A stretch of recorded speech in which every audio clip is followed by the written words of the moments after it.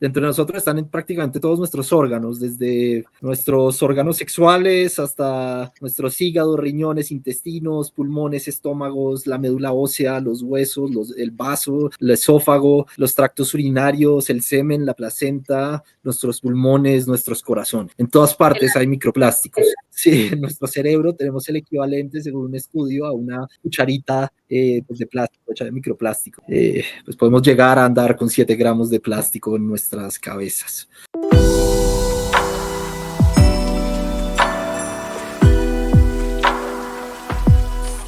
Hola, bienvenidos a Somos Historias, nuestro espacio de Casa Macondo. Y hoy, que me siento como en reunión del consejo editorial, porque estoy con mis 3 editores de la casa. Esto va a ser una conversación muy chévere porque es como de cuadrito a cuadrito, porque es como una cadena que termina en mí, porque esta semana pues yo no tengo texto en la casa, pero estos 3 caballeros sí.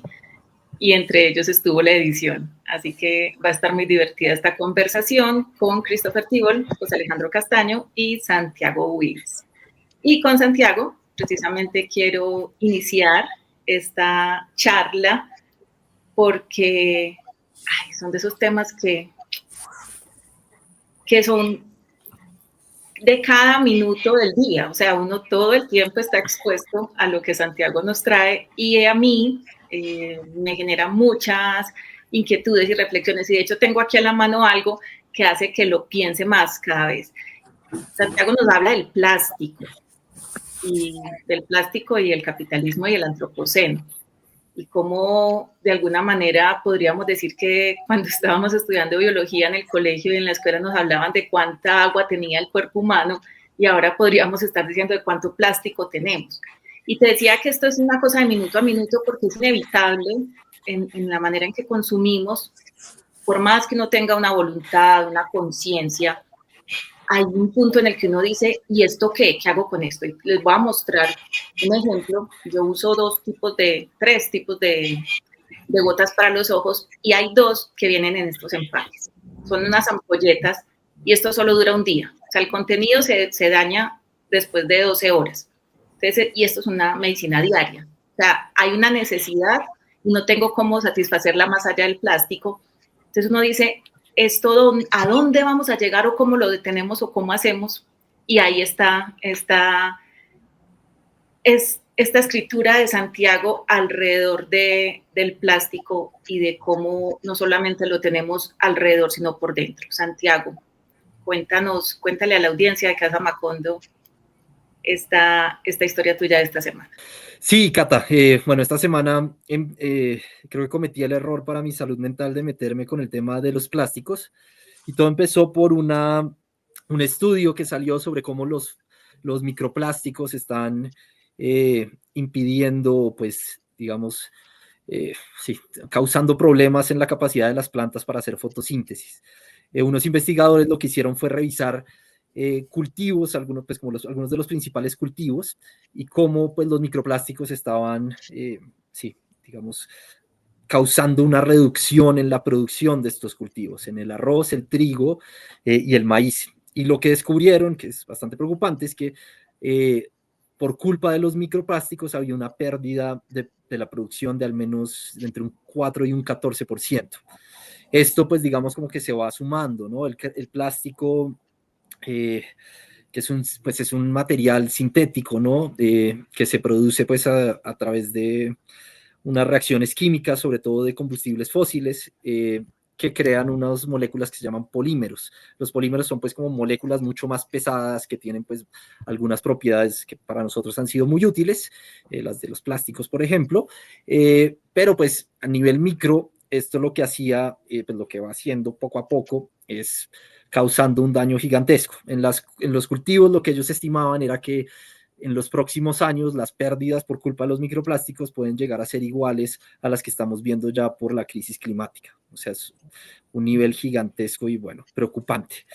Bueno, a partir de este como estudio empecé a investigar, y lo que uno puede descubrir, que ustedes van a ver en la historia, es que los plásticos están en todas partes, tanto pues por fuera, en ríos, tierras, en el aire, como dentro de nosotros y de muchos animales. dentro de nosotros están en prácticamente todos nuestros órganos, desde nuestros órganos sexuales hasta nuestros hígados, riñones, intestinos, pulmones, estómagos, la médula ósea, los huesos, el vaso, el esófago, los tractos urinarios, el semen, la placenta, nuestros pulmones, nuestros corazones. En todas partes hay microplásticos. El alma y los pensamientos. Sí, en nuestro cerebro tenemos el equivalente, según un estudio, a una cucharita pues de plástico, hecha de microplásticos, o sea, de 7 gramos. O sea, imagínense, andamos con 7 gramos de, pues podemos llegar a andar con 7 gramos de plástico en nuestras cabezas.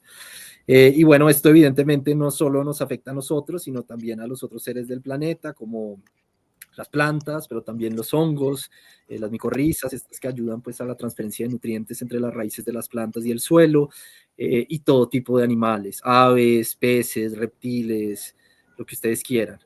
El 17% de las especies que están en la lista roja de la UICN, esas que están en peligro, pues en algún tipo de peligro de extinción, están o pues se les han encontrado microplásticos también.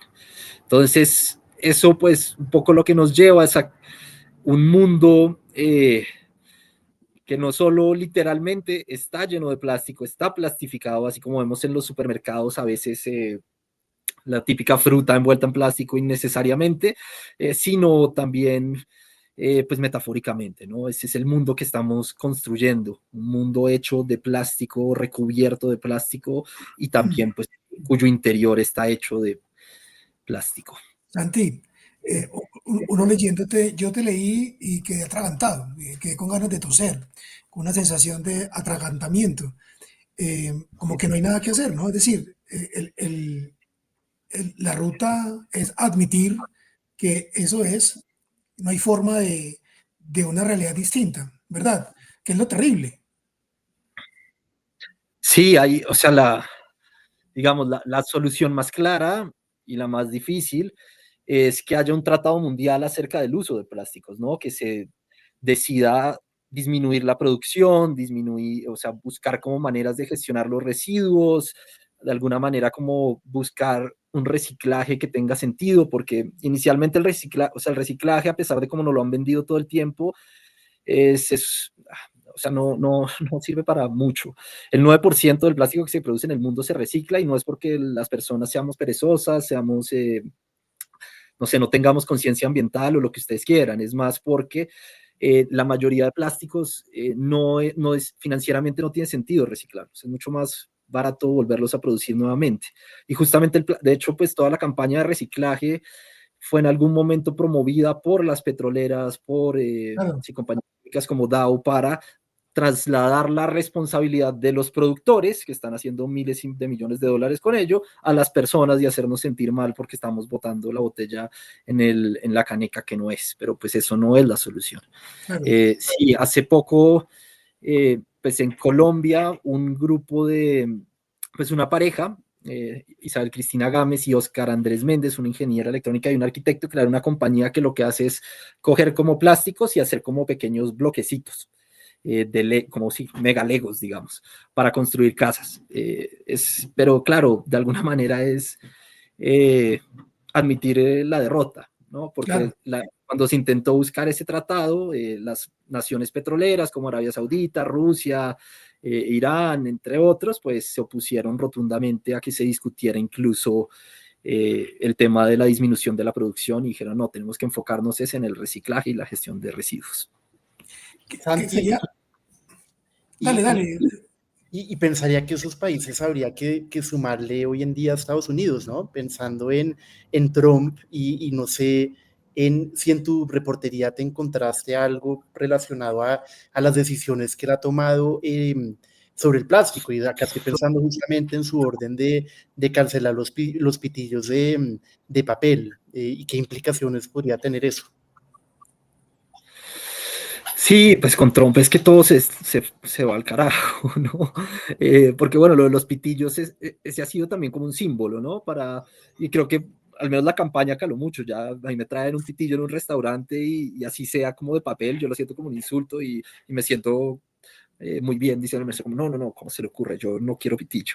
Así sea algo que es imposible de tomar sin pitillo, pero sí, se volvió como de esos símbolos de, no, nosotros no vamos a ceder ante los ambientalistas y estas cuestiones, que al final no es nada más que una claudicación pues a los intereses pues del capital y de estas grandes compañías que pues lo que hacen es lucrarse haciendo plásticos y más plásticos.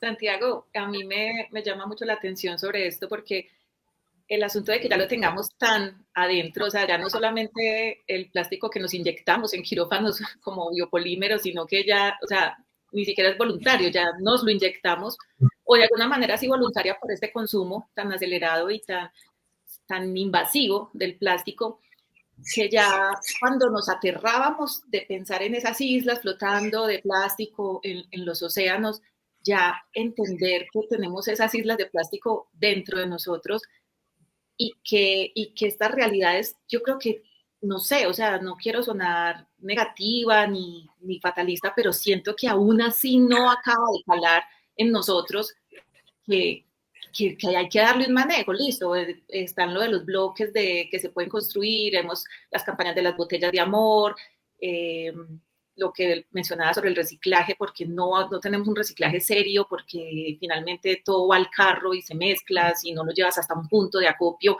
no lo estás haciendo, por más que separes, si no limpias el plástico de lo que viene en él, tampoco sirve lo que estás haciendo. Entonces, es como que son cosas dichas, o sea, pues yo lo puedo decir que son cosas dichas desde mi infancia y con más de 40 años no veo la conciencia, entonces uno dice, esto lo que hace es de alguna manera es recrear la canción de Rubén Blades de plástico, o sea, ciudades de plástico, corazones de plástico, todo está, y el asunto de que decimos vivimos en una burbuja, realmente es que vivimos en una burbuja, pero de papel burbuja, dice que es plástico y que es como que antes nos divierte explotarla, o sea, nos divertimos con el plástico, es como que es una relación tóxica realmente la que tenemos con este material, al que le debemos mucho, sin duda, a su origen, que son los fósiles, les debemos mucho, al petróleo le debemos, nos movemos por el petróleo, nos movemos por la gasolina, nos movemos por mucho el plástico, pero ¿a qué punto podemos llegar a una reflexión? Yo, la verdad, a veces me voy muy hacia el lado tuyo, decir, esto no tiene salvación. Creo que a veces trato de sacar, pero siento que a veces también me llevas hacia ese punto tuyo.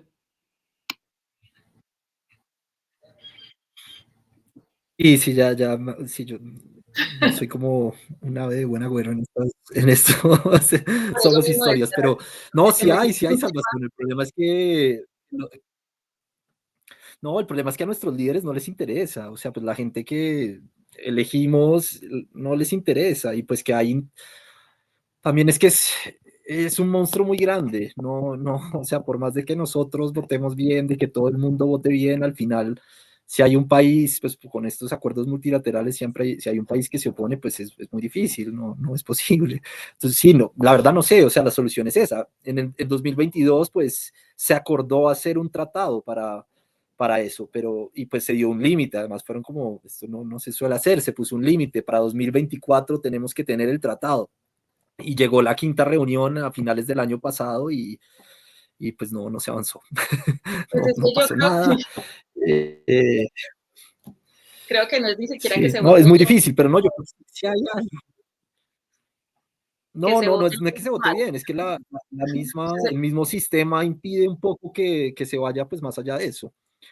Pero pues sí, no, ojalá sí se pueda hacer algo, esperemos que sí. Pues sí, pero son muchas conciencias sobre el consumo que yo creo que todavía no, pues lo que te digo, de esto se está hablando hace 40, 50, 60 años y no hay, o sea, todavía desperdiciamos recursos en cosas inútiles. Por ejemplo, yo a veces pienso en las fuentes de agua que las mueven motores, eso es energía ahí en un adorno. Muchas luces que uno ve encendidas en negocios y son adornos, o sea, gastamos recursos en oropel, o sea, es en cosas que no tienen un valor o que si no estuvieran no cambia nada, o sea, no nos perjudica. Pero, pues yo espero seguir recibiendo de tus textos apocalípticos y catastróficos porque siento que me gusta que en Casamacondo tengamos esta voz tuya llamando a esto, o sea, de alguna forma se tiene que decir y lo que tú dices, son los grandes poderes, los que no hacen nada, y una mínima cantidad de ricos en el mundo, los que más contaminan, el país más grande del mundo, gobernado por este señor, que además aprovecho para decirles a quienes nos ven que vayan a revisar el editorial que publicamos la semana pasada en conjunto con otros 18 medios latinoamericanos sobre esto. O sea, el país que más contamina es el que lo dirige el hombre que está en contra de las políticas ambientales y está a favor de la negación del cambio climático. Entonces, Santiago, pues, gracias por esta historia. Gracias. Y pues sigue metiéndote en estos temas que te agotan, pero los necesitamos. Y pues quiero conectar a Santiago con la siguiente historia que pasamos como de ay, qué pereza este mundo, ¿para dónde va? Este mundo en el que navegamos, a que conversemos con Christopher Tibble, quien cuando llegó a la casa, su primera publicación fueron unas cartas cruzadas con Santiago sobre Cormac McCarthy, y ahora viene con otras cartas cruzadas sobre Yukio Mishima. Y para mí es bonito este cruce, porque es la deriva a la que se va con las cartas cruzadas, que se puede tener una intención y eso toma un camino. Incluso la primera pregunta puede irse a otro lado, porque la conversación es así son las conversaciones. Sobre los japoneses, yo he hablado mucho de esto aquí me meto en temas como muy de lo que hablamos cuando estamos aquí dentro de la casa entre nosotros, con Christopher. Él me ha llevado mucho hacia ese mundo. Yo no he sido muy lectora de los japoneses, en cambio Christopher sí, y me alegra mucho ese apasionamiento porque nos trae estas cartas que cruzó con otro editor y escritor, con Álvaro, ahí se me fue el apellido, Álvaro Robledo, pero él, además de escritor y editor, astrólogo, es como otro de sus lados. Entonces, ¿cómo? Que es un muy buen astrólogo. Sí, tú me lo has recomendado mucho. Y a Santiago, pero no, algún día de ¿Cuál es la diferencia entre un buen astrólogo y un mal astrólogo? O sea, no, Santiago tampoco, yo un día le voy a regalar a Santiago una consulta con Álvaro y le va a cambiar la vida, van a ver. No. Quiero ver, no sé, cartas o escritos sobre eso de Santiago. Pero entonces Yukio Mishima, que este año es el centenario de su nacimiento, pero no por eso hubo un hecho hacia finales del año pasado e inicios de este año en la vida de Christopher. Y eso fue lo que dio pie y desencadenó esto que nos tiene acá para hablar de él y de estas cartas cruzadas. Christopher, te escuchamos, te leemos mientras te escuchamos. Gracias, Cata. Sí, no, primero decir que esa sección de cartas cruzadas me gusta mucho. Nació, de hecho, por una idea que Santi vio en otro medio de comunicación o en Letras Libres o en algún lado, y justo la arrancamos él y yo hablando. Panamericanos. Eso, y comenzamos hablando de Cormac McCarthy, y ha sido bonito porque Santi ha hecho sus cartas por su lado, y yo he hecho las mías, y pues ojalá algún día otro de los socios de Casa Macondo, José, Cata, Juan, se anime también a participar en ese formato, porque es un formato que permite otro tipo de escritura, como tú bien señalabas, Cata, como que hay una flexibilidad y una libertad en el tono que ofrece la carta, en el formato, que a mí me parece muy chévere, porque uno a veces se acostumbra al tono del reportaje o de la crónica o del texto de opinión, y en la carta hay algo como más desarmado, hay como una cierta honestidad o cierta forma más tranquila de enfrentar la página que a mí personalmente me gusta. Y sí, en este caso, Cata, yo arranqué el 2025 traduciendo un cuento de Yukio Mishima. No, obviamente no lo traduje del japonés, fue una traducción del inglés que hice a partir de una publicación de un cuento que salió en el New Yorker en octubre del 2024, y mi cuñado, yo estaba en Estados Unidos, él me guardó ese ejemplar porque sabe que a mí me gusta mucho la obra de Yukio Mishima, y lo leí y me reconectó con un escritor que en otro momento de mi vida fue muy importante para mí, que leí con fervor en los años de la universidad, y luego en el año de la pandemia regresé a leer y lo leí bastante también. Y yo no sabía en ese momento, cuando hice la traducción, que le compartí a varios amigos. Me acuerdo que se la compartí a Santi, creo que se la compartí a José, a ti pues te la compartí porque pues tú también me ayudaste a hacer una corrección de estilo. Yo no sabía que se cumplían los 100 años del nacimiento de Yukio Mishima. Y uno también podría decir los 45 años o los 55 años de su muerte, porque él muere muy joven, él muere de 45. Y ahí mismo me entero de eso. Creo que de hecho fue Santi el que me contó, yo no era consciente. Pensé, bueno, ¿a quién puedo invitar a escribir como hablar sobre Yukio Mishima? Y pensé en dos personas. Pensé en Andrea Mejía, que conoce mucho de literatura japonesa y que de hecho ha dictado cursos de literatura japonesa en el Malpensante y en otros lugares, y que conoce bien la obra de Yukio Mishima. Y pensé en Álvaro, que Álvaro para mí es el gran experto de literatura japonesa en Colombia. Y pues para los que lean las cartas ahí lo verán, es muy evidente, ¿no? El conocimiento que él tiene sobre los tipos de suicidios ritualizados que existen en el Japón, o la obra de Mishima en relación a la obra de otros maestros japoneses como Kenzaburo o Kawabata. Entonces hay mucha riqueza y mucho conocimiento en su mirada. Entonces sí, lo invité a que habláramos de este personaje que pues a mí me cautivó cuando empecé a conocer de él a mis 15 años, y todavía me parece una figura absolutamente fascinante. Christopher, contanos un poquito, porque claro, este es un personaje que tiene una muerte que finalmente eh, bueno, ya tiene un valor muy importante como escritor, pero tras esa muerte ritualizada, del modo en que la acomete, eh, lo vuelve inmortal, ¿no? Eh, Háblanos un poquito de eso, porque algo de eso mencionas en tus textos justamente, en lo que acabas de publicar. Sí, José, sí, o sea, yo creo que Yukio Mishima quizás hoy en día es más conocido por la forma en que murió que por su literatura. Y es interesante, por ejemplo, la relación que él mismo tiene con Japón.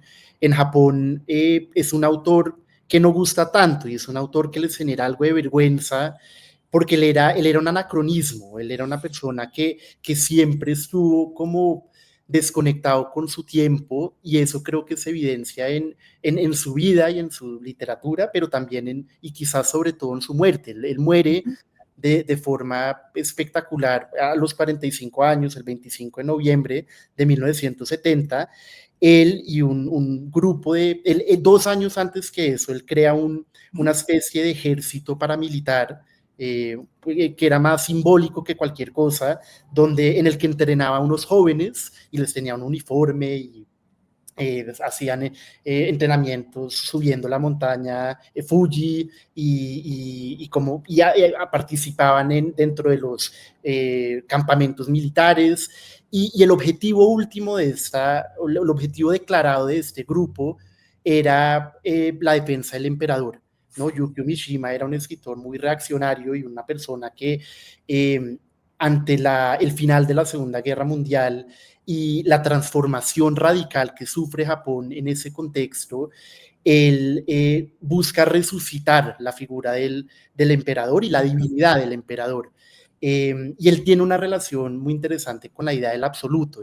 Para él, la vida tiene sentido si existen los absolutos, y el emperador, como una encarnación de Dios o de la divinidad, es un absoluto que él cree que debe existir. En una entrevista dice algo fascinante, dice: si los dioses están muertos, habría que revivirlos, que pues es una frase tremenda.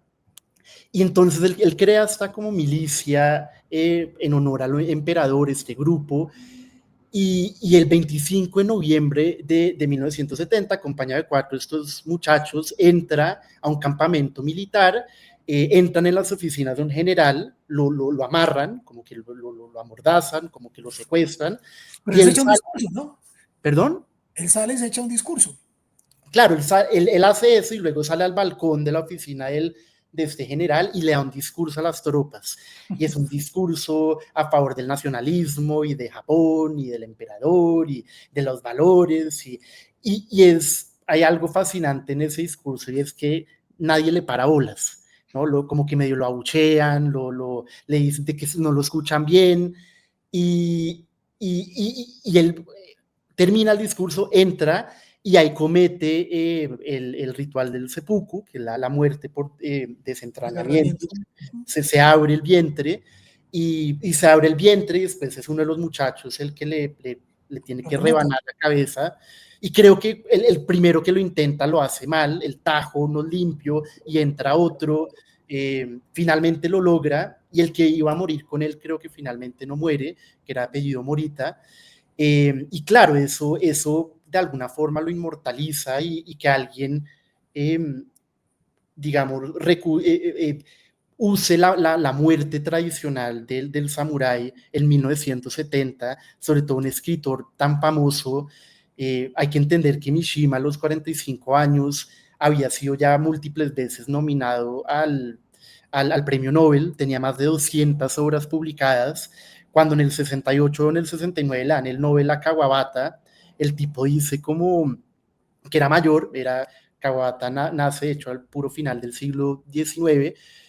Kawabata dice como, bueno, pero ¿por qué me lo dan a mí? O sea, está Yukio Mishima, y en algún momento dice algo así como, un escritor como Yukio Mishima solo nos visita o visita la Tierra una vez cada 300 años, ¿no? Así de cómo excesivo era su talento y pues eso se siente en su literatura. Entonces, que ese escritor de ese perfil, de ese talento, una persona también tan particular, y como un perfil tan público, va y hace eso, pues fue un momento como, sí, un momento muy, muy extraño y particular en la historia de la literatura, ¿no? Christopher, pero, perdón que me tome un poco esto como si fuera una entrevista, es que a mí el tema me apasiona. Desde el punto de vista de su escritura, ¿qué es lo que vos más resaltás? ¿Qué es lo que más celebras de la escritura, de él? Ese talento desbordado.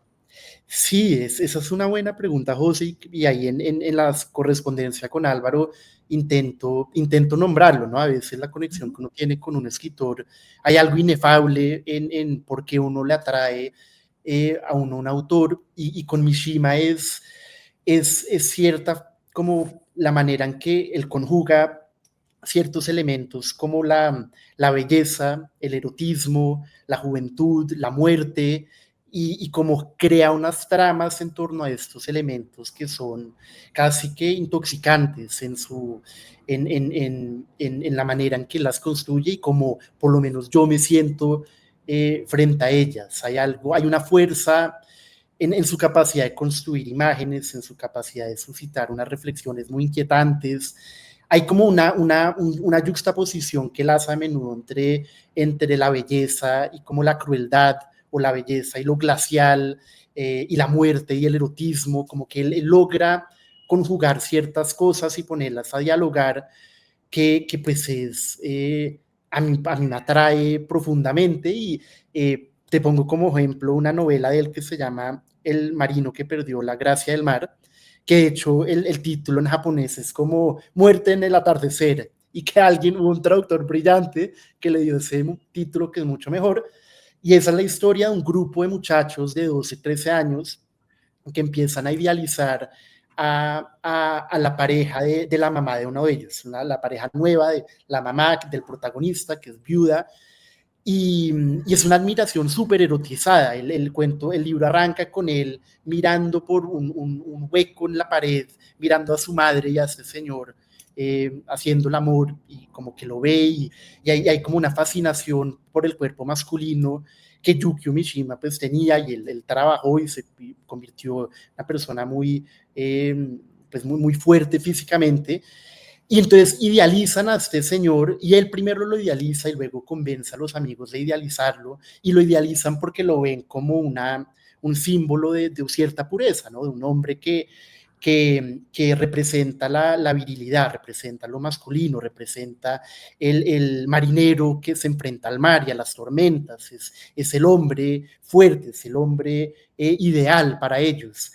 pero en realidad se trata de un hombre que después de muchos años de desgaste quiere una vida más tranquila, y cuando ellos justamente se dan cuenta de que él no representa ese ideal, sino que de hecho es un hombre, deciden someterlo a un castigo terrible, porque se sienten traicionados por él, porque sienten que los traicionó. Entonces, son ese tipo de tramas que él construye donde entra en juego el erotismo, la muerte, la crueldad, la belleza, que a mí me parecen muy llamativas. Otra que recomiendo mucho es quizás su novela más famosa, que es El Pabellón de Oro, que es basada en un hecho real de un monje o un aprendiz de monje que en un templo budista, si no estoy mal, que destruye un templo milenario, un templo de oro, con un pabellón de oro a las afueras de Kioto. Y Mishima usa ese evento real para contar una historia, pero pues lo lleva al terreno mishimiano, ¿no? Como que se lo absorbe y lo devuelve al mundo según su mirada. Y pues son las reflexiones sobre la belleza que tiene un monje esquizofrénico.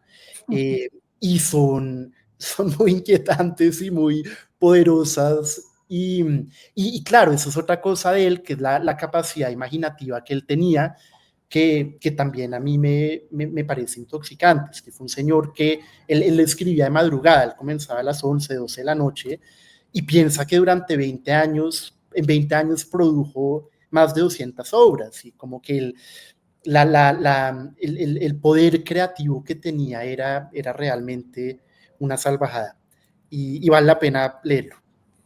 Christopher, antes de lo que te voy a preguntar, quiero hacer un paréntesis porque cuando estaban hablando pues, de este ritual del suicidio de él, que incluye que alguien llega y luego le corta la cabeza, y que estos cortes que no eran certeros, me recordó el cuento que tenemos publicado en Casa Macondo de Diana Obando, Res, que hay una escena por ahí más o menos, que se las voy a dejar aquí también en los comentarios abajo para que lo busquen. Pues es así me llegan a mí como esas asociaciones, pero cuando lo estaban, no tanto cuando lo leí en las cartas, sino cuando lo estaban ahora hablando, fue que me trajo ahí mismo ese cuento de Diana Obando. Lo que te iba a preguntar es, y perdóname que me aleje un poco de Mishima, porque me quiero ir a ti, porque este capricho que tuviste de la traducción del cuento, que no es tu oficio principal la traducción,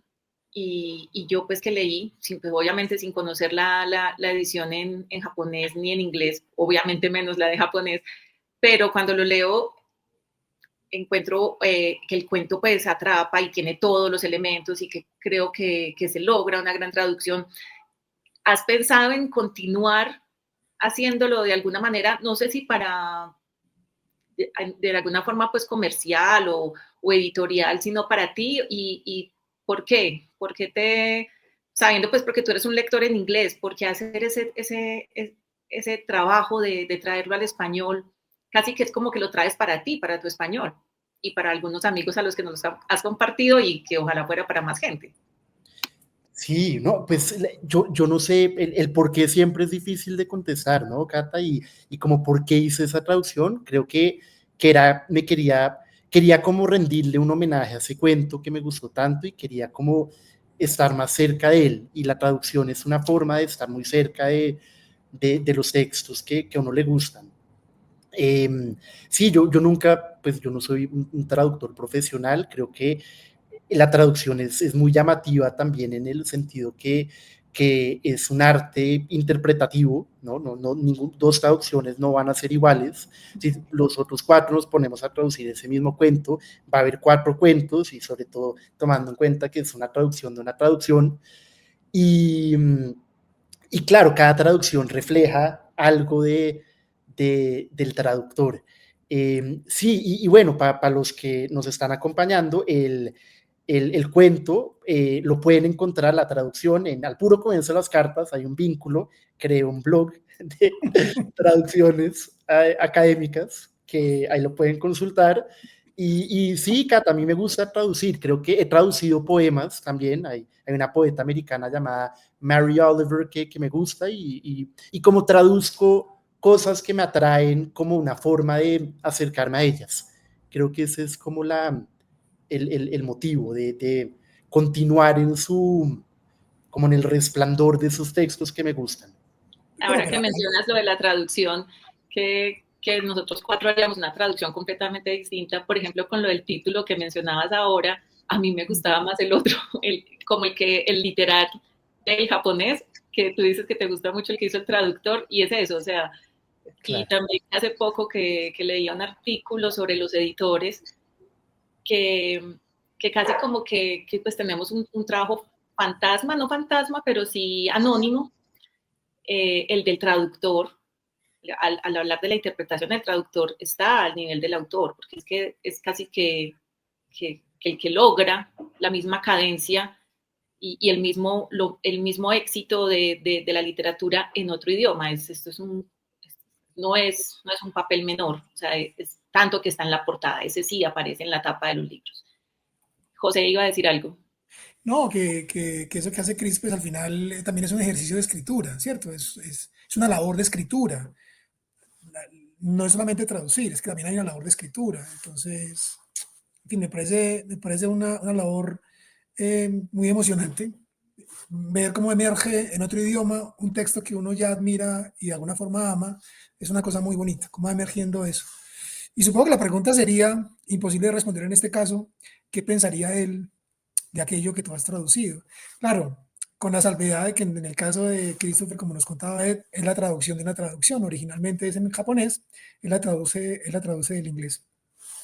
Y por cierto, Álvaro alguna vez me comentó, no lo menciona en las cartas ahorita, pero él ha estudiado japonés y no sé si alcanzó el grado de japonés para leer una novela de Mishima, pero me decía que en Japón es bien sabido que el japonés que empleaba Mishima era superior al de casi todos los otros escritores, que era de una elegancia a la hora de escribir que son cosas que se pierden en la traducción, ¿no? Y en la traducción de la traducción, y uno siempre se puede aproximar como traductor o como lector de una traducción.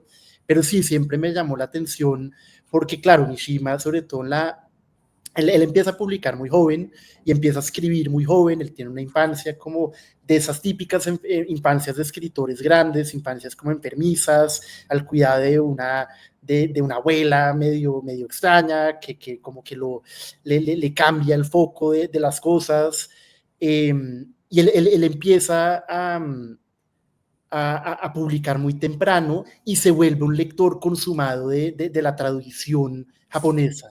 Y pues es una tradición literaria que se remonta al siglo X, ¿no? A la primera novela grande japonesa, se me olvida el nombre, el Genji Monogatari, que es Genji Monogatari, bueno, que es de esta cortesana de los años 900. Entonces también es eso, ¿no? Es entender que uno está ante un autor que no viene de una tradición menor, ¿no? Y que descolló dentro de un medio donde la escritura ha sido elaborada y refinada durante siglos. Sí, se puede admirar desde muchos lados. Además no hay equivalencia, están estos ideogramas, ¿no? Que presuponen una idea compleja, un solo símbolo, etc. Eso es alucinante, ¿no? Es alucinante. Bueno, pues tenemos acá las cartas que cruzó Christopher Tibol con Álvaro Robledo sobre Yukio Mishima, y no solo sobre Yukio Mishima, sino sobre muchos temas alrededor de su obra y de la literatura, y de uno de los que más me llamó la atención de lo que conversaron fue sobre la muerte. Me gustó mucho cómo entraron ahí en ese cruce que va más allá de ese hecho del suicidio de él, sino cómo entrelazaron ambos esa conversación, y de verdad que sé que la van a disfrutar mucho. Ese punto en especial me llamó muchísimo y me gustó mucho. Y quiero ahora continuar con el tercer editor invitado, tercer editor, escritor, periodista de esta conversación de Somos Historias. Esta semana la caricatura de Leo ilustraba el pulso a la calle, hablando de un poco de cómo estamos saliendo a las calles, yo digo estamos, como de esa manera que a veces hablamos como en plural, pero no, de cómo las calles se están llenando frente a las reformas, y cómo estas salidas y este pulso se va transformando en un pulso de cara al 2026 con las elecciones. Y por ahí también entonces me llega caminando la historia de José Alejandro Castaño para esta semana, que ocurre o transcurre a mí me gusta porque yo lo digo siempre, que José Alejandro se ha caminado es a Medellín, y de alguna manera en sus textos me revive nostalgias. Esta semana justamente les escribí a 2 amigos en Medellín y les dije que me hacía falta andar el centro de Medellín con ellos, y me decían como no, pero tratemos de encontrarnos otra vez para hacer un plan completo, con cine a las 4 de la tarde en el Colombo Americano, con empanada argentina en Versalles, con cerveza en el Guanábano, en el Parque del Periodista, y como todas estas cosas que hacemos, y cafecito en la Plaza de Botero. Como eso, entonces todas esas memorias que tengo de Medellín, cuando leo a José Alejandro las trae. Y sobre todo un lugar que sé que es importante, no solo para todos pues para muchos de los que nacimos allá y hemos pasado por Medellín, pero también para los que somos egresados de la Universidad de Antioquia, porque ahí transcurrieron muchas cosas, no solamente de nuestra vida universitaria, sino también de esa Medellín, de la que emergen historias de emprendimiento, de negocios, de gestas y de manifestaciones. Entonces, al templo de San Ignacio se fue José Alejandro Castaño en esta historia, y cuéntanos de este ensayo que nos traes, que además es como entre odios y extintores, o sea, es un templo y extintores robados, José Alejandro. Sí, bueno, la historia es sobre la iglesia de San Ignacio. Eso queda, para los que no son de Medellín y no conocen, ahí queda la plazuela San Ignacio, que era una de las centralidades de Medellín. Bueno, lo sigue siendo, pero pues ahora es un pedacito, y en ese pedacito ocurrieron cosas importantes. Ahí se erigió la iglesia de San Ignacio, la escuela, que luego dio lugar a la Universidad de Antioquia y a lo que hoy es el Paranifo de la Universidad de Antioquia. Y bueno, ese lugar está vinculado a una serie de relatos que a mí me resultan pues muy sorprendentes y que siempre me avivan la curiosidad. Esa es una iglesia construida por allá a comienzos de 1800. Los franciscanos fueron los que hicieron pues como todo el papeleo de la época para que el rey de España les autorizara edificar esa iglesia. La terminan de construir un poquito antes del grito de independencia. Entonces, los sublevados señalaron a los frailes de ser realistas, entonces los echan. Entonces a la iglesia van a parar los jesuitas. Si uno mira el frontis de la iglesia, es una iglesia que tiene esa particularidad, tiene el símbolo de los jesuitas y el símbolo franciscano. En fin, más allá de esos pequeños detalles, por esa iglesia transcurrieron los ejércitos, ¿cierto? Entonces, cuando comenzaron las guerras de independencia y luego de reconquista y luego la guerra de los 1000 días, esa iglesia terminó como un muladar. Ahí se metían los ejércitos a dormir, y los caballos bebían agua del batisterio y ahí dormían y colgaban los pertrechos de los brazos extendidos de las imágenes, ¿no? En fin, me detengo un poco en eso a contarlo y pretendo una reflexión alrededor de lo sagrado, ¿no? De lo que consideramos sagrado, y cómo una de las maneras de la agresión que hemos practicado desde entonces tiene que ver con mancillar lo que el contrario considera sagrado o digno de respeto. Y bueno, por ahí transita esa historia que editó Christopher, siempre poniendo luces donde yo tropiezo, y cosa que siempre le agradezco. Es un editor maravilloso, es un privilegio tenerlo como editor. Y esto es bueno que lo contemos, porque además es un poco el sentido que tiene este espacio de cara a nuestros lectores. Yo había planteado una reflexión que pretendía vincular eso que acabo de contar con la manera como se ha ido abordando a veces tan odiosamente la respuesta a eso que tú mencionabas hace un momento, Cata, y son las marchas a favor de la reforma laboral y todo el odio que a veces excretamos los colombianos, ¿cierto? Que nos damos de queridos, que nos damos por muy contentos, o así nos autopercibimos como personas felices y contentas, y en realidad practicamos unas maneras muy odiosas, muy afrentosas con los demás, entre nosotros. Los colombianos somos muy odiosos entre nosotros, muy violentos, pues, en fin, entonces ha intentado establecer un vínculo que Christopher no terminó de ver tan claro y que me obligó a repensar un poco el texto. Eso siempre es una emoción y ese tipo de retos son parte de lo mejor que tiene la escritura. Entonces el texto va sobre eso, ¿no? Va sobre la historia de este lugar, de esta iglesia, comenzaba a construir en el siglo XIX muy al comienzo, y todos los avatares por los que ha transitado este lugar, que en algún momento, cuando yo pasé por allá, que pasé muchas veces, pero alguna vez hablé con un sacerdote, me contaba que se habían robado los extintores. Yo vi cuando entré a la iglesia que había un pequeño cartelito justo a la entrada donde mostraban una fotografía y decía: cuidado con este señor. Ese señor de cuidado se había robado un extintor. La ley de bomberos obliga a los sacerdotes, a los párrocos, a tener extintores cerca del púlpito. Nada de lo cual yo sabía. Luego yo pensaba, ¿qué más quisiera, a falta de agua, alguien condenado al infierno que un extintor de incendios? Cuando hablé con el cura me dice: bueno, pues que se han robado seis extintores de la iglesia.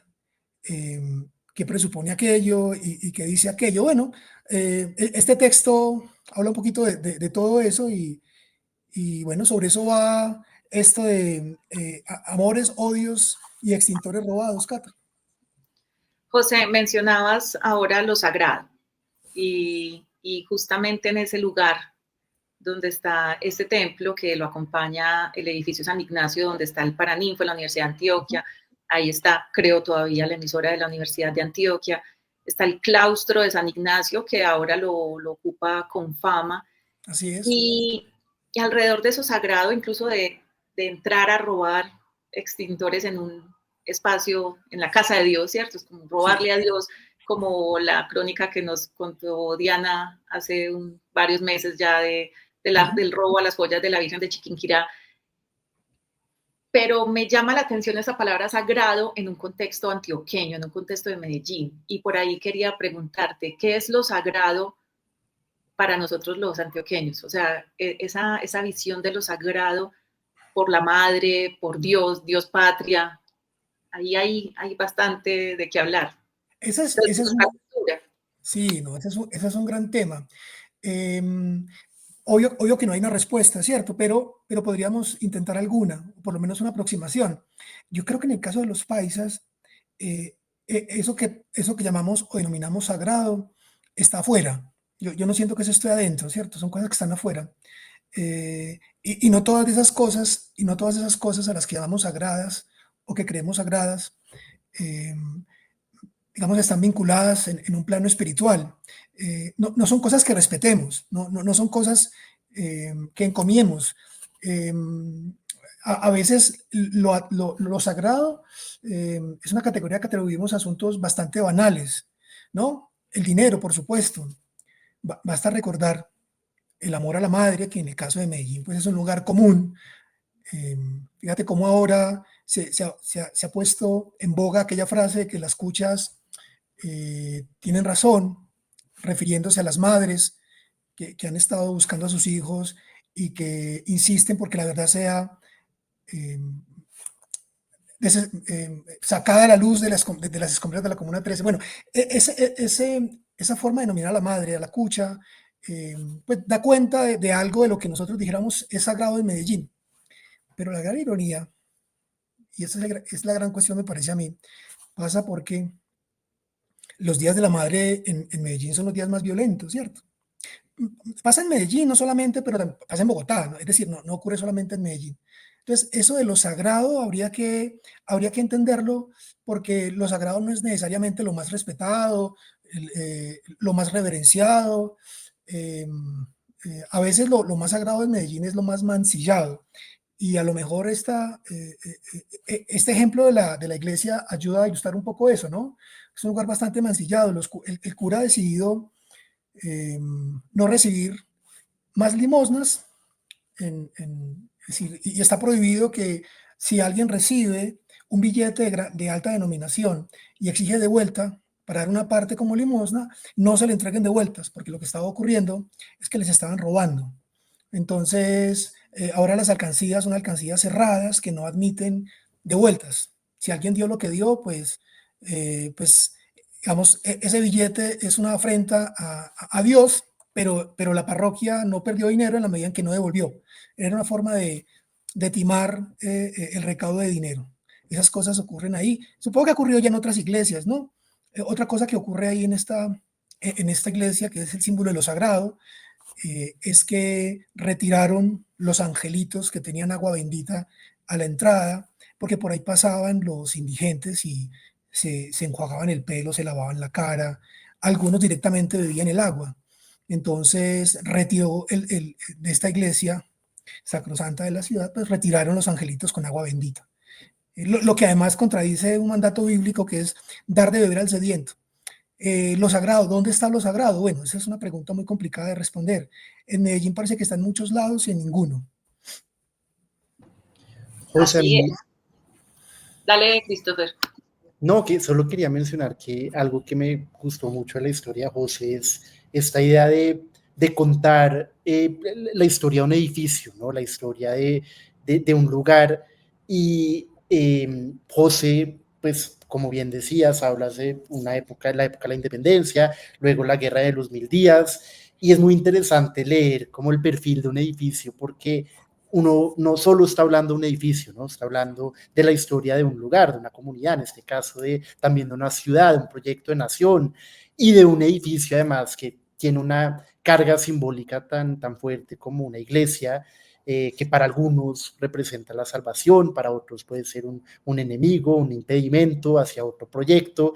Entonces, nada, quería como solo resaltar que por alguna razón me genera mucho placer esos textos que buscan la biografía de un edificio, de un espacio físico y ver cómo diferentes momentos del edificio dialogan con diferentes momentos de la historia, en este momento en este caso con la historia colombiana, y solo contando eso ya como que te abres a una cantidad de reflexiones y una cantidad de otras formas de entender el país y las tradiciones y nuestro devenir actual también, y eso me parece muy valioso.